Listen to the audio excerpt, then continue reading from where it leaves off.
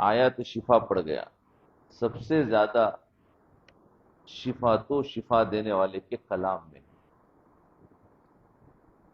یعنی حضرت پیر ذوالفقار دامت برکاتہم کی مجلس میں ایک شخص آیا اور اپنے بیماری کا تذکرہ کیا تو اس کو قرآن کی طرف متوجہ کیا. اصل میں ہم سب بھی بیمار ہیں. جب بیماری آئے تو قرآن شریف کی طرف جائیں. لوگ جاتے ہیں دوسروں کے پاس. سب سے پہلا جو ہے شفا دینے والا وہ تو اللہ کا کلام ہے. اس کو پڑھے، اس کو سنے، اس کو پانی پر دم کر کے اس پانی کو پیے. شفا کے مختلف طریقے ہیں. آیت شفا ہے، سورہ بقرہ ہے، اس کے علاوہ بہت ساری سورہ ہیں جس کے الگ الگ فوائد ہیں.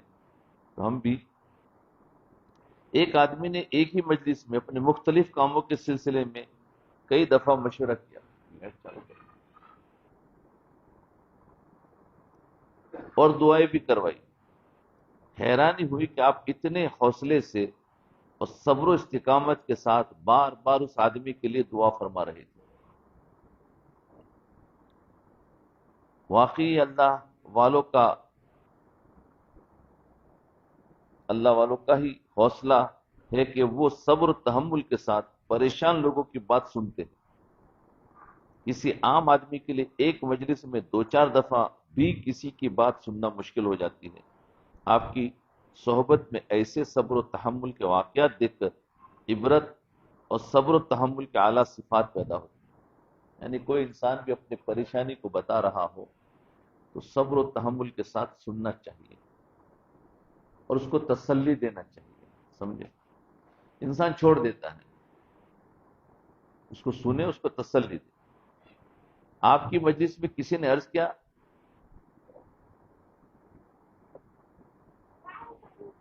فرمایا ہم یوروپ میں گئے 1985 1985 کا واقعہ ہے کہ ہم امریکہ گئے تو میرے بیٹے کو کسی نے کھلونا دیا.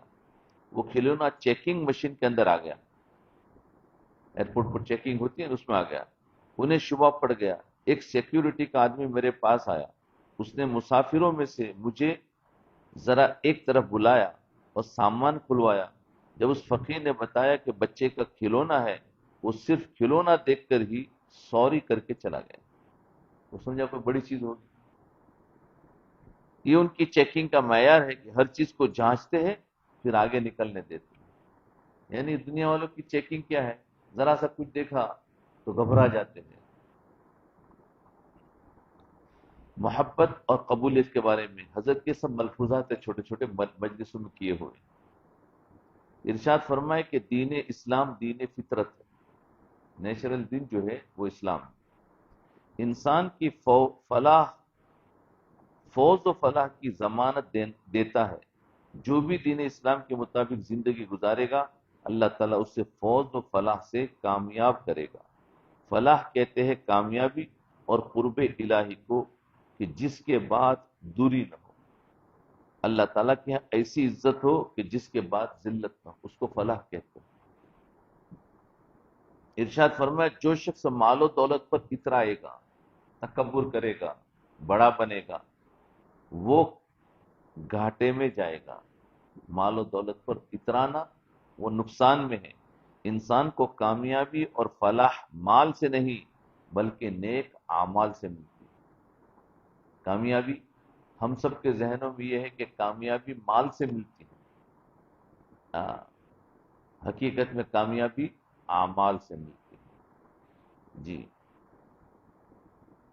نیک اعمال باقی رہنے والے ہیں اس لیے ان سے ملنے والی عزت بھی دائمی ہوگی. مال سے جو کامیابی ملے گی تو مال ختم ہونے والا ہے تو عزت بھی ختم ہو جائے گی. اور اعمال سے جو کامیابی ملے گی تو اعمال باقی رہنے والا ہے تو اس کی عزت بھی باقی رہے گی. ارشاد فرمایا لوگ کہتے ہیں عشق اور مشق چھپا نہیں رہتا. عشق اور مشق چھپا نہیں رہتا. ایک دم بھی محبت چھپ نہ سکی جب تیرا کسی نے نام لیا. اس طرح جو بھی اخلاص سے کام کرے گا جو بھی اخلاص سے کام کرے گا اخلاص کے ساتھ اللہ تعالیٰ کی عبادت کرے گا اسے بھی ڈنڈورا پیٹنے کی ضرورت نہیں ہے. اخلاص سے جو کام کرے گا اس کو کسی سے بتانے کی ضرورت نہیں ہے. وہ بھی عشق اور مشک کی طرح چھپا نہیں رہے گا. بھائی خوشبو کوئی لگائے اور چھپائے ہو سکتا ہے؟ جو کوئی کتنے ہی کونے میں جا کے لگائے گا لیکن چھپ نہیں سکتی، اس کی خوشبو آ ہی جائے گی. ایسے ایک انسان عشق کرے تو وہ بھی چھپ نہیں سکتا. جس سے عشق کر رہا ہے اس کا ذرا سا نام لے گا پھر دیکھو وہ بے چین ہو جائے گا. تو معلوم ہوا تو ایسے ہی اخلاص سے جو انسان کام کرتا ہے چھپا کر. رات میں بہت سارے سوالات ایسے آئے تھے، بولے لوگوں کو پتہ چل جاتا ہے ہم کام کو بہت چھپا کر کرتے ہیں. تو میں نے کہا لوگوں کو اگر پتہ چل گیا ہے تو یہ تمہارا تو عمل نہیں ہے، وہ تو اللہ تعالیٰ نے پتہ لگوایا. اس پہ گھبرانے کی ضرورت نہیں، اخلاص باقی ہے. کیونکہ اخلاص والا عمل بھی انسان چھپا کے کرتا ہے، کسی کو کہتا نہیں پھرتا، لیکن وہ مشک کی طرح ہے کہ اس کی بھی خوشبو آ جاتی ہے. وہ منع ہے کہ جس کے بارے میں تم لوگوں کو کہتے رہو میں ایسا ہوں، میں ویسا ہوں، میں تیسا ہوں، تو وہ منع ہے، وہ اخلاص سے خلاف ہو گیا. فرمایا مشک کی طرح چھپا نہیں رہے گا. اگر کوئی راتوں کو بھی چھپ چھپ کر عبادت کرے گا تو اللہ تعالیٰ عبادت کا نور اس کے چہرے پر سجا دیں گے. چہرہ تو اندر کا عکس ہے، عبادت کا نور چہرے پر آ جائے گا. جب نور آئے گا تو لوگ اس کے چہرے کو دیکھ کر کہیں گے آدمی بڑا نورانی ہے. یا وہ بولے گا تو اس کی باتوں میں نور ہوگا، اس کے نور کو سمجھ لیں گے کہ یہ آدمی بڑا نیک ہے. ارشاد فرمایا جو کوئی بھی اخلاص سے عبادت کرے گا سینکڑوں سال گزرنے کے بعد بھی اس کی محبت اللہ تعالیٰ کے دلوں میں باقی رہے گی. اس کی محبت اللہ تعالیٰ دلوں میں باقی رکھے گا. دیکھو کتنے لوگ اچھے کام کر کے چلے گئے لیکن ہمارے دلوں میں اس کی محبت ہے کہ نہیں؟ ہم نے تو دیکھا بھی نہیں. یہ محبت ہمارے دلوں میں باقی کسے رکھی؟ اللہ نے رکھی. ان لوگوں نے تو کوئی باقی نہیں رکھی، وہ تو چھپ چھپائے نکل گئے. خواجہ معین الدین اجمیری رحمت اللہ علیہ کو دیکھو، آج ان کی محبت لوگوں کے دلوں میں. بختیار کاکی رحمت اللہ علیہ، حضرت خواجہ نظام الدین رحمت اللہ علیہ، ان کی محبت ہمارے دلوں میں. تو اولیاء تھے، صحابہ کی محبت ہمارے دلوں میں ہے، انبیاء کی محبت ہے. فرمایا اس کے اعمال کی وجہ سے آج بھی ہم اس سے محبت کرتے ہیں. حضرت شیخ عبد القادر جیلانی رحمۃ اللہ علیہ کو آج کسی نے نہیں دیکھا. امام ربانی حضرت مجدد الف ثانی رحمۃ اللہ علیہ کو آج کسی نے نہیں دیکھا جی. اور حضرت شاہ ولی اللہ رحمۃ اللہ علیہ کو کسی نے نہیں دیکھا، مگر ان کے نیک اعمال کی وجہ سے آج بھی ہم ان سے اظہار محبت کرتے ہیں. اللہ تعالیٰ ایسے نیکوکاروں کے لیے کائنات میں محبت اور قبولیت رکھ دیتے ہیں جی. ان الذين آمنوا وعملوا الصالحات سيجعل لهم الرحمن ودا. بے شک جو لوگ ایمان لاتے ہیں، اچھے کام کرتے ہیں، رحمان لوگوں کے دلوں میں ان کی محبت ڈال دیتا ہے. محبت اور قبولیت کیسے ملتی ہے؟ ارشاد فرمایا ان مشائخ نے عبادت کی اور اس پر عاجزی اور انکساری بھی کرتے رہے جس کی وجہ سے ان کے لیے کائنات میں محبت رکھ دی جی.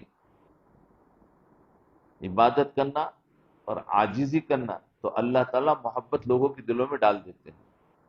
آج ہم عبادت بھی نہیں کرتے اور پھر اوپر سے اتراتے بھی ہیں کہ ہم کرتے ہیں. انسان کو اترانا بالکل زیب نہیں دیتا. انسان جب گرتا ہے تو جانور سے بھی بدتر ہو جاتا ہے. گائے چارہ کھاتی ہے تو دودھ بھی دیتی ہے، گائے چارہ کھاتی ہے تو دودھ بھی دیتی ہے. ریشم کا کیڑا شہتوت کے پتے کھاتا ہے تو ریشم بھی تو بناتا ہے. شہد کی مکھی پھولوں کا رس چوستی ہے تو خوشبودار شہد بھی بناتی ہے. اور انسان خوشبودار کھانے کھاتا ہے، انسان خوشبودار کھانا کھاتا ہے مگر گندگی بنا کر نکالتا ہے.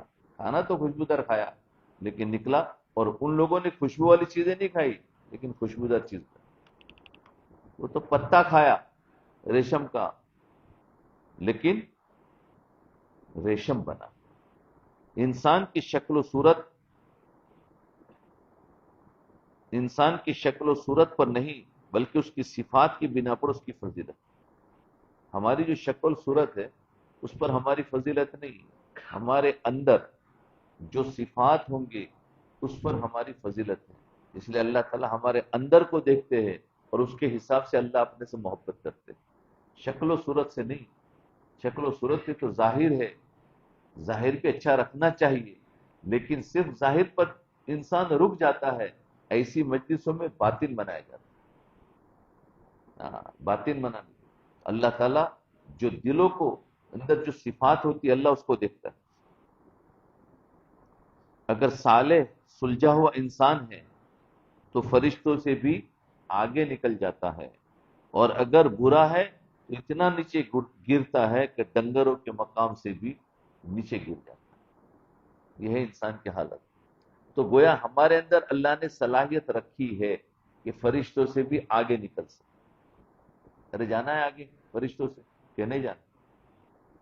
پتہ نہیں، ڈرتے ہیں کہ یار آگے جائیں گے تو مصیبت نہیں ہو جائے گی، کچھ بھی نہیں ہوگا. ایسی صلاحیت اللہ نے رکھی ہے کہ فرشتوں سے بھی آگے نکل سکتا ہے. اور اگر محنت نہ کی تو یہ اس مقام پہ نہیں رہے گا، جانوروں سے بھی بدتر ہو سکتا ہے. جانوروں سے بھی بدتر ہو سکتا ہے. اس لیے آج دیکھو ساری دنیا میں جو فساد ہو رہا ہے کیوں ہو رہا ہے؟ کہ جانور سے بدتر ہو گیا. اور اگر اس نے اپنے اوپر محنت کی تو محنت کی وجہ سے اس کے اندر وہ صفات آئیں گے کہ فرشتے بھی نیچے رہیں گے، اس سے بھی آگے نکلے گا. یہ ہوگا زمین پر لیکن فرشتوں سے بھی اوپر ہوگا. یہ صفات اللہ نے رکھی. ہم اس صفات کو لینے کے لیے ادھر آئے اور وہ صفات سکھائی جا رہی ہے. جو صحابہ کرام زمانے جاہلیت میں جانوروں سے بدتر تھے کہ نہیں؟ آپس میں لڑتے تھے، ایک دوسرے کو مارتے تھے، ایک دوسرے سے حسد کرتے تھے. لیکن نبی علیہ الصلوۃ والسلام جس دین کو لے کر آئے ہیں وہی صحابہ میں وہ صفات آ گئی جو فرشتوں سے اوپر بھی. تو ہمارے اندر بھی وہ چیز آ سکتی ہے لیکن ہم محنت کریں گے تو آئے گی، ایسے نہیں آئے گی. انسان اور جانور دیکھو ارشاد فرمایا بعض جانور ایسے ہیں کہ اپنی ضرورت کے لیے بھی دوسروں کو تکلیف نہیں پہنچاتے. جانوروں کی قسم بتا رہے کہ انسان جانوروں سے کیسے برا ہو جاتا ہے. تو دیکھو بعض جانور ایسے ہیں کہ جو اپنی ضرورت پوری کر لیتے ہیں، تکلیف کسی کو نہیں پہنچاتے. بعض جانور ایسے کہ اپنی ضرورت کو پورا کرنے کے لیے دوسروں کو تکلیف پہنچاتے لیکن بلا ضرورت تکلیف نہیں پہنچاتے. اور بعض ایسے ہوتے کہ اپنی ضرورت نہیں بھی ہوتی پھر بھی دوسروں کو تکلیف پہنچاتے. ایک جانور وہ ہے کہ جو اپنا پیٹ بھر لیتا ہے لیکن کسی کو تکلیف نہیں پہنچاتا. اور ایک جانور وہ ہے کہ دوسروں کو تکلیف پہنچا کر اپنا پیٹ بھرتا ہے. اور ایک جانور وہ ہے کہ اپنا پیٹ تو نہیں بھرنا ہے لیکن سامنے والے کو تکلیف ضرور پہنچانا. 3 قسم سمجھ میں آ گئی. ایک قسم کے جانور ہے جو اپنی ضرورت کے لیے بھی دوسروں کو تکلیف نہیں پہنچاتے، مثلا گائے، بھینس، بھیڑ اور بکریاں. یہ جو جانور ہے نا جو گھاس چرنے والے پالتو جانور، یہ اگر بھوکے بھی ہو تو دوسروں کو نہیں مارتے، دوسروں کو مارتے نہیں بلکہ صبر کرتے ہے کہ نہیں. یہ جانوروں کو دوسروں کو تکلیف پہنچانا نہیں ہے، بس اپنا گھاس کھانا، اگر وہ نہ ملی تو صبر کرنا. یہ جانوروں کی پہلی قسم ہے جو دوسروں کو تکلیف نہیں پہنچاتے. جانوروں کی دوسری قسم کہ جانور اپنی ضرورت کے وقت دوسروں کو تکلیف دیتے ہیں اور کھاتے ہیں، اگر ضرورت پوری ہو جائے تو پھر کسی کو کچھ نہیں کہتے. مثلا جنگل میں خود دیکھا کہ 1 فٹ کے فاصلے پر ہرن کھڑا ہے مگر شیر کا پیٹ بھرا ہوا تھا، چنانچہ اس نے ہرن کو کچھ نہیں کیا. اب شیر اور ہرن دونوں ساتھ میں رہ سکتے ہیں. اب وہ کھڑا ہے پاس میں لیکن شیر کچھ نہیں کر رہا. کیوں؟ کہ اپنی ضرورت پوری ہو گئی تو اب کسی کو تکلیف نہیں پہنچاتی. ضرورت کے وقت اب مار کر کھا لیا ہے کہ نہیں, پیٹ بھر گیا، لیکن خواہ جنگل کے سارے جانوروں کو مارتا رہے، ایسا نہیں ہوتا ہے، پیٹ بھر لیا ختم۔ تو ہرن کو کچھ نہیں کیا، شیر کا پیٹ بھر جائے تو منہ کھول کر بیٹھ جاتا ہے، حتیٰ کہ پرندے اس کے دانتوں میں سے پھنسا ہوا گوشت کو بھی چن چن کر کھاتے ہیں، نوچ نوچ کر۔ اس کے دانت میں برش نہیں کرتا ہے نا، اس کے برش کون کرتا ہے؟ مسواک نہیں کرتا وہ، بلکہ وہ پرندے آ جاتے ہیں، اس کے دانت کی صفائی ہو جاتی ہے، اس کا کھلال بھی ہو جاتا ہے، اور اس کا برش بھی اور مسواک بھی ہو جاتا ہے۔ تو فرمایا تو دانتوں میں سے پھنسا ہوا گوشت مار مار کر کھاتے ہیں، ٹھونگے مار مار کر، مگر شیر انہیں کچھ نہیں کہتا۔ جانوروں کی تیسری قسم، جی، اور وہ کیا ہے؟ سانپ اور بچھو، جو قسم ہے نا، جو کسی کا لحاظ نہیں رکھتے، بھوک ہو یا نہ ہو وہ بلا وجہ دوسروں کو ضرر پہنچاتے ہیں۔ ارے بھائی سانپ جو ہے وہ ہمیں ڈنک مارے گا، کیا اس کا پیٹ بھرے گا؟ کچھ بھی نہیں، اور ایک مرتبہ نہیں، جو بھی ملے گا وہ سب کو ڈنک ماریں گے۔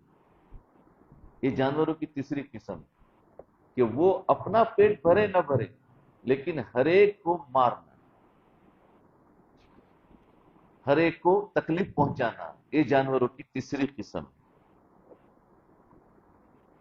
ایک حدیث میں آیا ہے کہ بچھو نے نبی علیہ السلام کو بھی کاٹ لیا، وہ نبی کو بھی نہیں دیکھا، نبی علیہ السلام کو بھی کاٹ لیا۔ فرمایا یہ کیسا ہے کہ اس نے اپنے نبی کو بھی کاٹ لیا؟ جانوروں کی ایک قسم ایسی ہے کہ اپنے فائدے کو بھی، اپنا فائدہ بھی کوئی نہیں ہے مگر بلا وجہ کاٹیں گے، ایسی فطرت ہے کہ ہمیشہ دوسروں کو نقصان پہنچائیں گے، ان کے اندر ایسی عادت ہے۔ اسی طرح بعض انسانوں نے بھی اپنی فطرت ایسی بگاڑ دی ہوتی ہے کہ بلا وجہ دوسروں کو نقصان پہنچا۔ انسانوں میں بعض انسان وہ تیسری قسم کے جانور ہوتے ہیں، بھائی چلتے چلتے بھی کسی کو مار دیا، کسی کو دھکا دے دیا، بس نقصان پہنچا۔ بعض لوگ کہتے ہیں کہ میں نے ایسی بات کی ہے کہ وہ جلتا ہی رہے، ہے نا؟ بعض مرتبہ ہم ایسا جملہ کہہ دیتے ہیں وہ سامنے والا جلتا رہے، اب بیچارے کے پاس طاقت تو ہے نہیں، اور جیسے سانپ ڈسنے کے بعد کہاں جاتا ہے؟ سیدھا اندر گھس گیا، اب تم کتنا بھی غصہ کرو تم مار سکتے ہو؟ کچھ نہیں، دو چار گالیاں دو گے بس، اور کچھ نہیں ہوگا۔ ایسے ہی بعض انسان ایسے ہیں، ایک ذرا سا جملہ کہہ کر بھاگ جاتے ہیں، اب غصہ آیا اس کو ایسا کر دو ویسا کر دو، لیکن وہ ہاتھ ہی نہیں آتا، وہ جملہ کہہ کے چلا جاتا ہے، اور ہم چڑھتے رہتے ہیں، غصے ہوتے رہتے ہیں اور بکواس کرتے رہتے ہیں، لیکن کچھ بھی نہیں۔ اب یہ ایسے قسم کے جو لوگ ہیں نا، یہ تو تیسری قسم کے جانور، انسان تو اس سے بھی زیادہ ذلیل ہو جاتا ہے۔ تو بیماریوں میں سب سے بڑی بری بیماری جو ہے نا وہ دل کی بیماری ہے۔ بیماریوں میں سب سے بری بیماری دل کی بیماری ہوتی ہے، اور دل کی بیماریوں میں سب سے بری بیماری دل آزاری ہوتی ہے، کسی کا دل دکھانا۔ حدیث میں منع آیا ہے کسی کا دل مت دکھاؤ، کیونکہ دل بہت نازک چیز ہے، تو دل آزاری جو ہے بہت بڑی تکلیف ہے۔ تو یہ بعض انسان اس قسم کے ہوتے ہیں کہ وہ اور کچھ نہیں، بس دل آزاری کرتے، یعنی ڈنک مار دیتے، دل پر ایک ڈنک مارا، اور سب کو تو چھوڑیے، شوہر جو ہے وہ اپنی بیوی کا ہمیشہ دل دکھاتا رہتا، ایک تانا دے کے نکل جاتا ہے، یا پھر کیا کہتے ہیں پتہ ہے؟ طلاق کی دھمکی دیتے ہیں۔ یہ کیا ہے؟ یہ ڈنک نہیں ہے تو اور کیا ہے؟ ہاں، ڈنک مارتے رہتے ہیں، اب وہ بیچاری جلتی رہتی ہے اندر اندر۔ بھئی یہ ایذائے مسلم ہے، اور ہم بڑے پکے نمازی بڑے دائی ہیں، اور کسی کو ڈنک مار کر آ گئے تو کیا ہمیں جنت ملے گی؟ ارے بولا نہیں، اس لیے ہمیشہ دل مت دکھایا کرو۔ گھر میں بیوی کا ہر وقت انسان دل دکھاتا رہتا ہے، ہاں، تو عام لوگوں میں تو کم، کیونکہ یہ گھر میں ہے، بولے اس کو تو میں خرید کے لایا ہوں، نہیں، اس سے محبت رکھی جائے، یہ ہمیں گناہوں سے بچاؤ کی ذریعہ ہے، اس کا دل نہیں دکھانا چاہیے۔ تو یہ ہے کہ انسان ڈنک نہ مارے، زبان سے تکلیف نہ پہنچائے، وہ اندر اندر ہی ہمیں کھانا بنا رہی ہے، سب کچھ کر رہی ہے، گھر میں رہتی ہے، لیکن اس کا اندر سے دل جو ہے نا وہ دکھ رہا ہے۔ تو ایسا تو نہیں کریں گے. ہاں.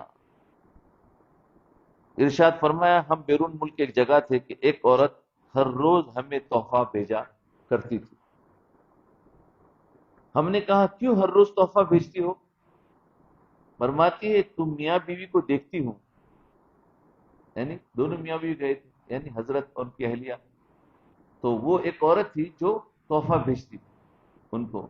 کہا کیوں بھیجتی ہو؟ فرمایا تم میاں بیوی کو دیکھتی ہوں کہ ہمیشہ خوش رہتے ہو، ہمیشہ خوش رہتے ہو، آپ کو خوش دیکھ کر مجھے خوشی ہوتی ہے.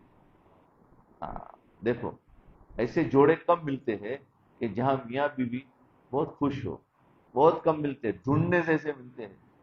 ہاں. ورنہ تو دونوں کا مشرق و مغرب کا منہ ہوتا ہے اور رہتے ایک ہی گھر میں، لیکن چہرہ آمنے سامنے نہیں ہوتا ہے بلکہ پیٹھ آمنے سامنے ہوتی ہے. ایسا تو نہیں تمہارا؟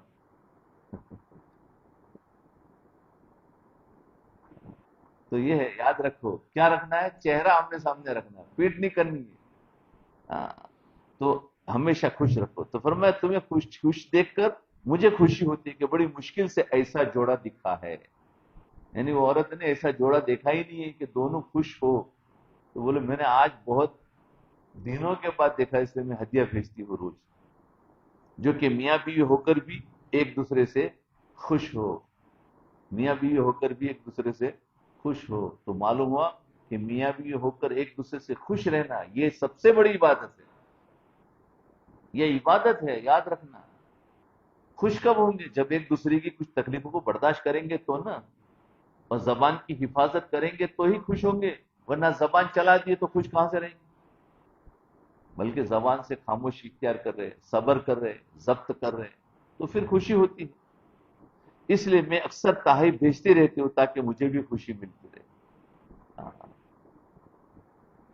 ارشاد فرمایا مسجد میں روشنی کرنی ہو، مسجد میں روشنی کرنی ہو تو انتظام کرنا پڑتا ہے کہ نہیں؟ دیکھو روشنی کرنے کے لیے انتظام کیا گیا، وائرنگ لگائی، کاریگر کو بلایا، کنیکشن کروایا، سب کچھ ہے.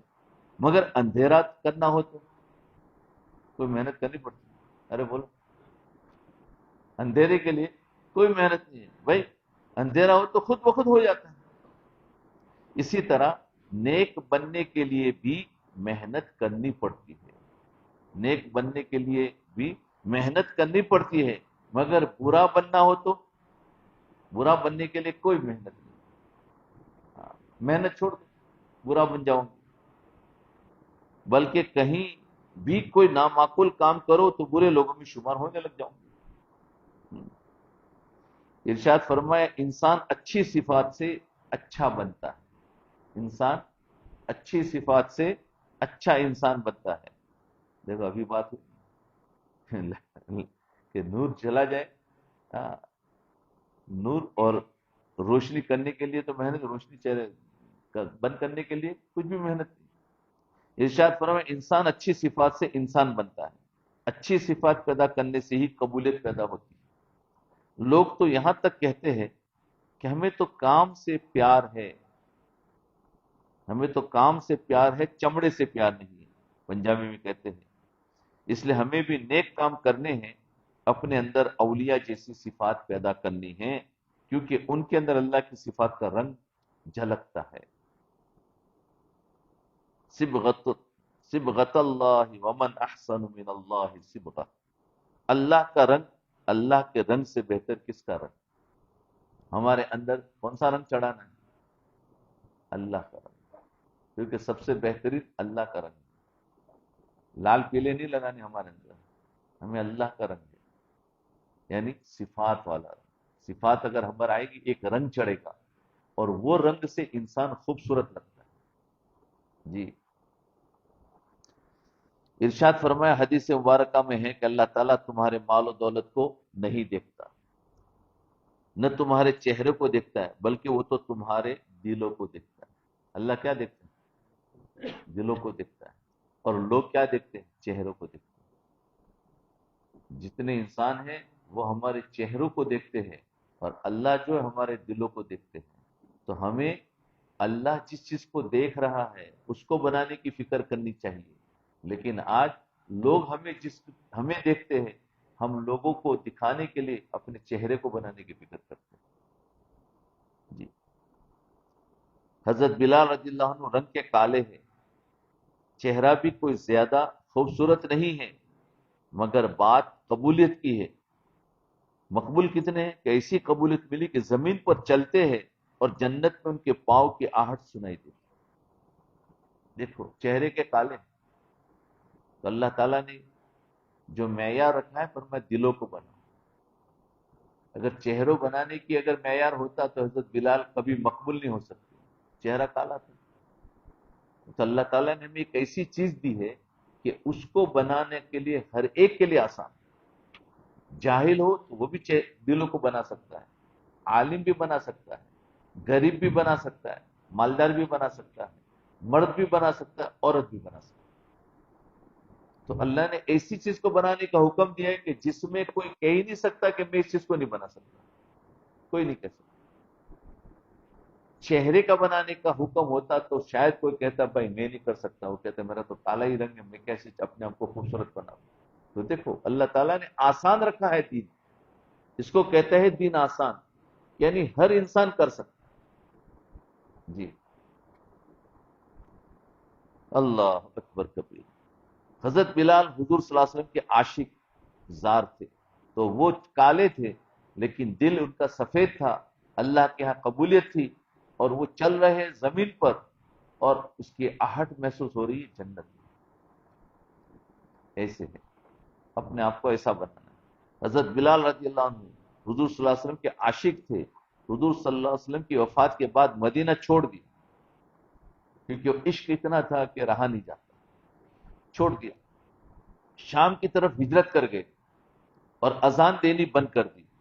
حضور صلی اللہ علیہ وسلم کی اس دنیا سے پردہ فرمانے کے بعد صرف 2 دفعہ اذان دی ہے، حالانکہ وہ روزانہ اذان دیتے تھے، لیکن محبت ایسی تھی کہ میں اب نہیں دے سکتا، تو چلے گئے، اور 2 بار صرف اذان دی ہے، واپس آئے تھے۔ ایک دفعہ تو حضرت عمر رضی اللہ عنہ کے زمانے میں بیت المقدس کے فتح ہونے کے بعد اذان دی، اور اذان دینے کا دوسرا موقع اس طرح پیدا ہوا کہ حضرت بلال رضی اللہ عنہ نے خواب میں دیکھا کہ حضور صلی اللہ علیہ وسلم فرما رہے کہ کیا ظلم ہے کہ ہمیں ملتے بھی نہیں، ہمارے پاس ملنے بھی نہیں آتے۔ تو ایک خواب دیکھا، فوراً تیار ہوئے، اٹھے اور مدینہ طرف چل دیے، اور مدینہ پہنچے تو حضور کے نواسے یعنی حضرت حسنین رضی اللہ عنہ نے التجا کی، تو پھر اذان دی، کہا کہ اذان دے دیجیے۔ لوگ بے اختیار ہو کر رو رہے تھے، جب اذان دی نا تو اس اذان میں وہ تاثر تھی، اس لیے مثال بن گئی، رہ گئی رسم ازا روح بلالی نہ رہی، ہے کہ نہیں؟ اذان تو آج بھی ہو رہی ہے لیکن وہ روح بلالی نہیں ہے۔ اپنے دل کو بنا کر جب انسان اذان دیتا ہے کہ جتنے بستی میں رہنے والے ان کے کلیجے ہل جائیں گے اور مسجد کی طرف آئیں گے، اذان۔ لیکن آج مسجد میں جو مؤذن رکھا جاتا ہے، جو بستی میں سب سے زیادہ گھٹیا ہو اس کو اذان دینے کے لیے تیار کرتا ہے۔ بتاؤ، اذان کا یہ مقام ہے۔ اذان کے لیے تو باعزت لوگوں کو ڈھونڈنا چاہیے کہ وہ اذان دے اور صاحب دل والا ہو، جس کے اندر روح بلالی ہو، اور پھر جب اذان دے گا تو کسی کے مجال نہیں کہ وہاں بیٹھا رہے، وہ مسجد میں۔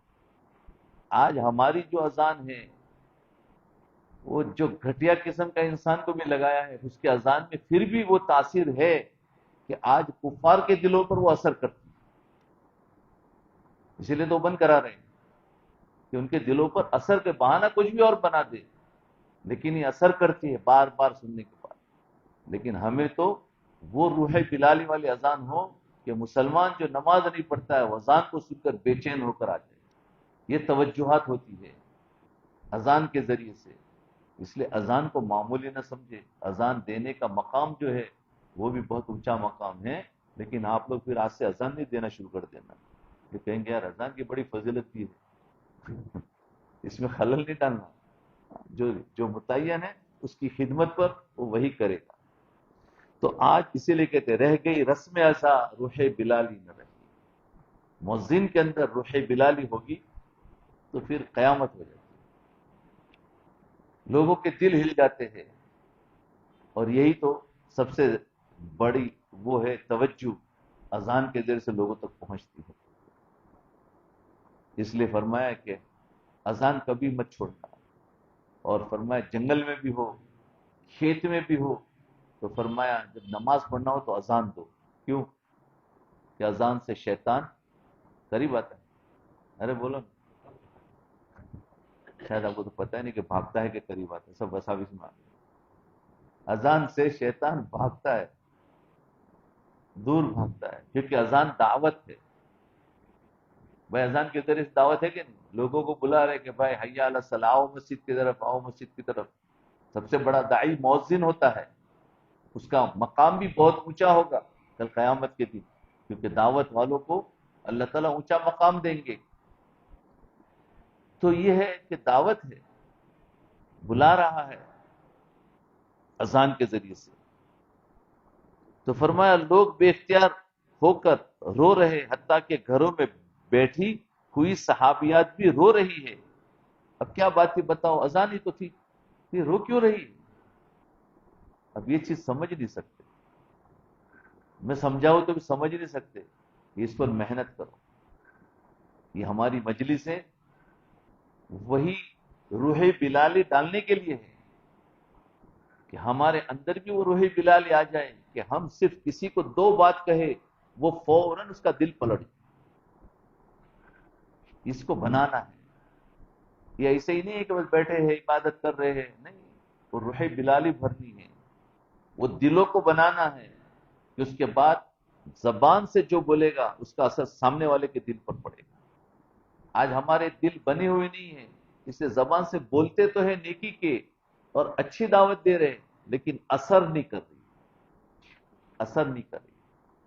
جی اس لیے اذان دے رہا ہے مؤذن، اثر نہیں کر رہا. تو فرمایا صحابیات رونے لگی. ایک صحابیہ اپنے ساتھ ایک بچے کو لائی. اس بچے نے جلتی پر تیل کا کام کیا. اس بچے نے کہا امی، حضرت بلال تو اذان دینے آئے ہیں، نبی علیہ السلام کب تشریف لائیں؟ اللہ. تو ان کی اذان میں وہ روح تھی. اللہ. اس وقت لوگوں کے دلوں کی عجیب حالت تھی. حضرت بلال رضی اللہ عنہ ایسی اذان دیتے تھے کہ دل تو دل، بلکہ پہاڑوں پر بھی راشا آ جاتا، پہاڑ بھی ہل جاتے تھے، سیما پیدا کر دیتے. سنی نہ مصر و فلسطین میں وہ اذان میں نے، سنی نہ مصر و فلسطین میں وہ اذان میں نے دیا تھا جس نے پہاڑوں کو راشا سیما، یعنی ایسی اذانیں تھی. تو مطلب یہ ہے کہ ہمارے دلوں کو بنانا ہے. حضرت بلال رضی اللہ عنہ کا وہ دل تھے کالے، لیکن دل بنا ہوا تھا اور ایسے مقبول تھے، چلتے تھے زمین پر، آہٹ سنائی دے رہی جنت. کئی سالوں کے بعد آ رہے ہیں، لیکن دلوں میں وہ عشق نبی تھا کہ اذان دے رہے تو اس میں وہ اثر. جی انما المؤمنون اذا ذکر اللہ وجلت قلوبہم، بے شک ایمان والے وہ ہے کہ جن کے سامنے اللہ کا نام آئے تو ان کے دل تڑپ جائے. ایمان والوں کی علامت کیا ہے کہ ان کے سامنے جب اللہ کا نام لیا جائے وجلت قلوبہم، ان کے دل تڑپ جائے. فرمایا اس تڑپ کی وجہ یہ ہے کہ جب محبت ہوتی ہے تو اللہ تعالیٰ کا نام سن کر ہی دل تڑپ جاتا ہے. ایک دم بھی محبت چھپ نہ سکی، ایک دم بھی محبت چھپ نہ سکی جب تیرا کسی نے نام لیا. جب دلوں میں اللہ کی محبت ہوتی، جب اللہ کا کوئی نام لیتا ہے یا اللہ کی کوئی بات کرتا ہے تو یہ تڑپ جاتا ہے کہ یار میرے محبوب کی بات کرتا. لیکن حضرت خواجہ فضل علی قریشی رحمۃ اللہ علیہ کی خانقاہ پر ساری رات کسی کو جذب آ جاتا، کسی نہ کسی کو جذب آ جاتا اور وہ اٹھ کر اللہ اللہ اللہ اللہ کرنے لگتا. جذب ہوتا، وہ روحانی مجلس سے ہوتی تھی، اٹھ کر کوئی بھی اللہ اللہ کرتا، پکارنے لگتا. اسی طرح ساری رات ہی سوتے جاگتے گزر جاتے، پھر وہ جذب ختم ہوتا، پھر خاموش رہتے. حضرت خواجہ حسین علی وابفرا کی خانقاہ میں گھنٹوں مراقبہ ہوتا تھا، بلکہ ساری ساری رات مراقبہ ہوتا تھا۔ حضرت عشاء کے بعد سے لے کر تہجد تک مراقبہ کرتے تھے۔ ہے کوئی عشاء کی نماز کے بعد سے تہجد تک مراقبہ کرے؟ مراقبہ کرتے سالکین کو اجازت تھی کہ جو کوئی تھک جائے وہ آرام کر سکتا ہے۔ بیٹھے تو سبھی تھے مراقبہ کر کے، لیکن اجازت تھی کہ جس کو بھی تھک جائے تو آرام کر سکتا ہے۔ جب تہجد کے لیے گردن اٹھاتے تو سب جا چکے ہوتے تو اکیلے بیٹھو۔ جی، حضرت نفلوں کے لیے پھر کھڑے ہو جاتے۔ ایسی اللہ کی محبت تھی کہ رات بھر اللہ تعالیٰ کی یاد میں بیٹھے رہتے تھے۔ دل ڈھونڈتا ہے پھر وہی فرصت کے رات دن، دل ڈھونڈتا ہے پھر فرصت کے وہی رات دن، کہ بیٹھے رہے تصور جانا کیے ہوئے۔ یہی مراقبہ ہے۔ انشاءاللہ آج رات کی مجلس میں مراقبے کے بارے میں کچھ بتائیں گے۔ ارشاد فرمایا مراقبہ میں جوانوں کو وساوس آتے ہیں۔ جو لوگ کر رہے ہیں، کچھ لوگ تو جانتے ہیں، کچھ لوگ مراقبہ نہیں جانتے۔ فرمایا وساوس آتے ہیں تو گھبرا کر مراقبہ چھوڑ دیتے ہیں۔ جب دوائی کھائی جائے تو کچھ نہ کچھ تو کڑوی ہوتی ہے نا، لیکن چھوڑ دیتے نہیں یار تو کڑوی ہے۔ بھائی دوائی کھاؤں گے تو کچھ کڑوی ہوگی، کڑواہٹ تھوڑی دیر میں ختم ہو جائے گی، لیکن دوا اپنا کام تو کرے گی، اور اگر دوا ہی نہ کھائی تو پھر شفا کیسے ملے گی؟ تو یہ مراقبہ بھی دوائی کی طرح ہے۔ اس لیے اگر دوائی کڑوی لگ رہی ہو تو بھی اسے کھاتے ہیں، چھوڑتے نہیں ہیں، انشاءاللہ آرام ضرور آئے گا۔ اگر مراقبہ کے ذریعے سے وساوس کا علاج نہیں کریں گے تو پھر بتائے وساوس سے جان چھڑانے کا اور کون سا طریقہ؟ کوئی وساوس چھوٹیں گے نہیں۔ یہی مراقبہ کرو تو وساوس چھوٹ جائیں گے۔ وساوس سے جان چھڑانے کا یہ کروڑوں انسانوں کا تجربہ شدہ نسخہ ہے۔ وساوس کو الگ الگ نکالو مت، اللہ کے محبت میں اور اللہ کی یاد میں ڈوب جاؤ کہ سارے وساوس دلوں سے نکل جائیں۔ جی، اسے پابندی سے استعمال کرے تو انشاءاللہ تمام روحانی بیماریوں سے فائدہ ہوگا، تمام بیماریوں سے۔ حضرت دامت برکاتہم نے ماہد الفقیر کے مسجد زینب کا تذکرہ کرتے ہوئے فرمایا جب دنیا کے بادشاہ کا محل بن رہا ہو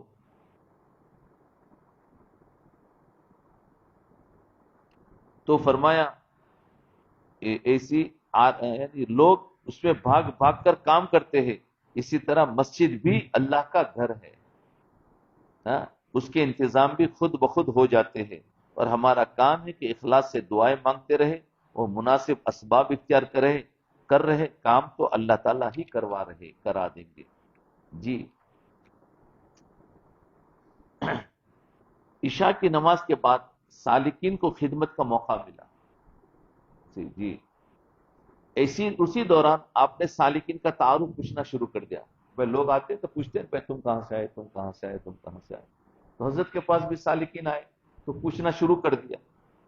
وہ اپنا تعارف ایک سالک کی طرف اشارہ کیا تو اس نے کہا میں تعارف کرواؤں۔ حضرت دعوت برکاتہم نے اصلاح کرتے ہوئے فرمایا کہ ہمارے مشائخ نے میں تعارف کراؤں، میں کا جو لفظ سنا نا تو فرمایا میں کے لفظ کو استعمال کرنے سے بہت پرہیز کیا ہے ہمارے مشائخ۔ انہوں نے اپنے لیے عاجز یا فقیر اور بندہ کا لفظ استعمال کیا، میں تعارف کراؤں۔ تو فرمایا نہیں، عاجز تعارف کرا سکتا، بندہ تعارف کراتا ہے تو ایسے لفظ استعمال کرے۔ اس لیے ہمیں بھی اپنے مشائخ کی پیروی کرنی چاہیے، کیونکہ متبع سنت بزرگ اپنے ہر عمل کو سنت کے مطابق بنانے کی کوشش کرے۔ ایک دفعہ ایک صحابی نے حضور کے گھر پر دستک دی۔ آپ نے اندر سے پوچھا بھائی کون؟ جیسے ہمارے گھروں پر دستک دی جاتے تو ہم پوچھتے ہیں بھائی کون؟ تو صحابی نے عرض کیا میں۔ ہم بھی یہی کرتے ہیں کہ ہم گھر پہ جاتے ہیں، کیا کون؟ تو کہ میں۔ تو فرمایا میں۔ تو آپ علیہ السلام نے فرمایا میں نہیں کہنا چاہیے بلکہ اپنا نام بتانا چاہیے۔ ہم نے دروازہ کھٹکھٹایا، اندر سے کسی نے پوچھا کون؟ تو فرمایا عبداللہ، عبد الرحمن، جو بھی ہے اپنا نام بتایا کرو۔ کریں گے آج جس کو پوچھو بولے میں کہتا ہے، پھر پوچھنا پڑے گا کون میں؟ کیونکہ میں تو بہت سارے ہیں، جنات بھی ہے، انسان بھی ہے، کوئی جنات تو نہیں آیا ہے وہ بھی میں کہے گا، انسان بھی تو میں کہے گا. اس لیے پوچھ دروازہ نہیں ہو، پہلے بتاؤ کہ نام کیا ہے آپ کا. نام بولے تو کھولو، نام بولے تو مت کھولو. تو نام پوچھنا چاہیے، فرمایا نام بتایا کرو. یہ طریقہ ہے. جماعتیں بھی جاتے ہیں دوسرے تو کہہ دے نہیں اپنا نام بتاؤ، آپ مسجد سے آئے فلاں فلاں بندے ہیں تو ان کو پتہ چل جائے کہ بھائی اچھا یہ لوگ آئے ہیں. تو فرمایا آپ صلی اللہ علیہ وسلم نے پوچھا تو فرمایا میں، تو آپ نے فرمایا نہیں اپنا نام بتانا چاہیے. تو ارشاد فرمایا اسی میں کی جڑ کاٹنے کے لیے تو مشائخ کے پاس آتے ہیں. ہاں، لوگ اللہ والوں کے پاس کیوں جاتے ہیں؟ اپنی میں مٹانے کے لیے. جی، اگر اسے ہی نہ ختم کر سکے تو پھر مشائخ سے ہم نے کیا حاصل کیا؟ اپنی میں کو مٹانا ہے. اندر دلوں میں ہر ایک کے اندر پڑی ہوئی میں کچھ ہوں، اس کو نکالنا ہے اور یہ کہنا ہے کہ میں کچھ نہیں، میں کچھ نہیں. کہ میں اور اکڑ ختم ہو جائے اور طبیعت میں عاجزی اور انکساری اور مسکنی پیدا ہو جائے. ایک واقعہ سناتے ہوئے میں کی مزید اصلاح کی تاکہ سالکین میں کو استعمال کرنے سے ہر ممکن احتیاط کریں. ایک دفعہ ایک غزوہ سے واپسی ہو رہی تھی. حضور صلی اللہ علیہ وسلم نے پوچھا آج رات کون پہرا دے گا؟ مشہور حدیث ہے کہ آج رات کون پہرا دے گا؟ حضرت بلال رضی اللہ عنہ نے عرض کیا انا، میں پہرا دوں گا. رات ہوئی تو سب سو گئے. آپ نے طے کر لیا کہ ٹھیک ہے آپ پہرا دیں گے، سب سو گئے. حتیٰ کہ حضرت بلال بھی کھڑے کھڑے سو گئے. وہ بھی کھڑے رہے، آخر وہ بھی تھک کر سو گئے. جب سورج کی کرنوں نے نبی صلی اللہ علیہ وسلم کے چہرے کو بوسا دیا، یعنی سورج کی کرنیں آپ کے چہرے پر پڑی تو حضور کو جاگ آئی، یعنی اٹھے. بلال کو رضی اللہ عنہ کو رکھا تھا پہرا بھی دے اور فجر میں اٹھائے. وہ کھڑے کھڑے سو گئے اور فجر کی نماز بھی چلی گئی، یہاں تک کہ سورج نکلا اور سورج آپ کے چہرے پر جب اس کی تپش آئی تو پھر آپ جاگے. تو انہوں نے عرض کیا جس ذات نے، تو فرمایا نماز قضا ہو چکی تھی. حضرت بلال سے پوچھا گیا کہ ہمیں کیوں نہ جگایا؟ پوچھا پہ ہمیں کیوں نہیں جگایا، فجر چلی گئی. تو انہوں نے عرض کیا جس ذات نے سب کو سلایا مجھے بھی اسی ذات نے سلا دیا. جس نے سب کو سلا تو مجھے بھی اسی نے سلا دیا. دیکھو جواب کیا ہے. میں نے ایسا کیا، میں نے ایسا کیا، حجت بازی نہیں ہے. آج تو میں کرتے کرتے کتنی لمبی چوڑی بات کرتے ہیں، بحث نہیں. پر میں جس ذات نے سب کو سلا دیا اس نے مجھے بھی سلا دیا. یہ بھی نہیں کہہ رہے جس ذات نے آپ کو سلا، یہ بے عزتی ہے. ہم کیا کہیں گے؟ آپ کو سلا دیا. آپ نہیں کہنا چاہیے، سب اس میں عزت ہے نا. جس ذات نے سب کو سلا دیا اس ذات نے مجھے بھی سلا دیا.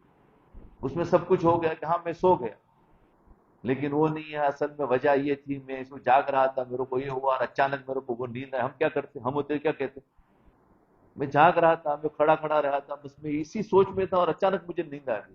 ابھی سب چھوڑو، ہاں قبول کر لو کہ ہاں میں سو گیا.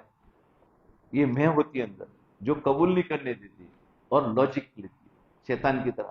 اس سے پوچھا کہ سجدہ کر تو کیا کہنے لگا؟